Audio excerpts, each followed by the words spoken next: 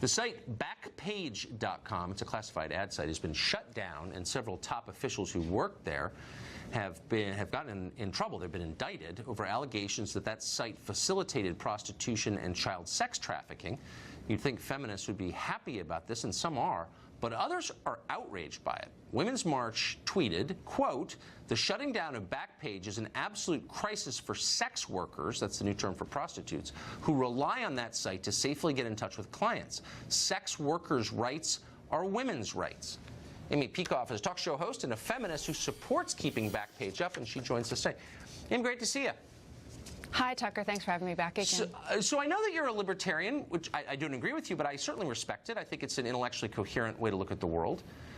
Sure. But I also know you're a feminist, and they seem at odds with each other. So the libertarian side of you would say, look, you know, people have a right to enter into voluntary contracts. Prostitution falls under that heading. It's fine.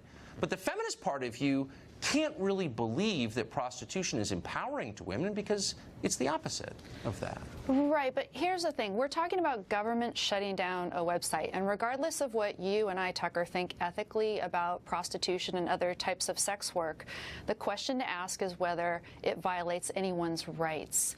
And we need to, in order to empower women, leave all choices up to them in terms of how to conduct their own personal sex lives and everything else.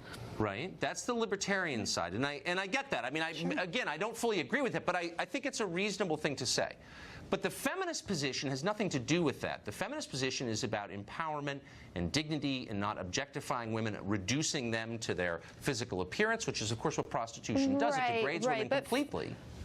My version, I mean, insofar as I consider myself a feminist, I consider myself a feminist in terms of protecting women's rights. So whenever there is an actual threat to women's rights, I am going to be there and argue against whatever it is and say that we need to take some action accordingly.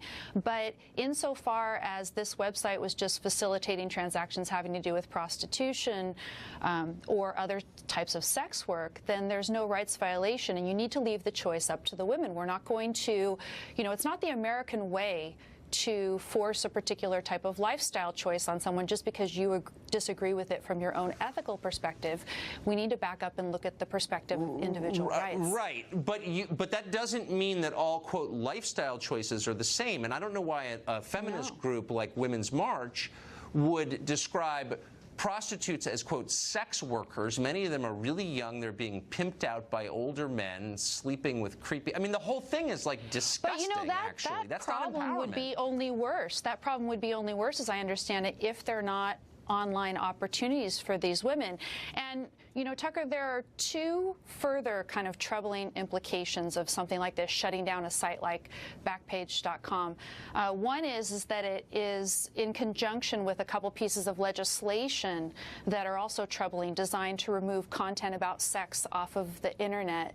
And I myself, I think that sex is a good thing. I don't think that we should be shutting down content on the internet. And there's been a lot of preemptive removing of content from Reddit and other sites because of this. And then the second thing is that I think this is ominous in terms of other types of websites and tech companies coming under government control in the future. I mean, we just saw Zuckerberg in front of Congress today, and you think, oh, well, right now it's just a prostitution and sex trafficking website, but next it's going to be Tinder because people are using that to hook up, and it's sex, and, you know, maybe we can get away with controlling that or shutting that down. Yeah, I guess I used to feel that way. And then it'll be Facebook and Twitter, and this is the problem, Tucker. And I literally can't wait for that day, to be honest with you.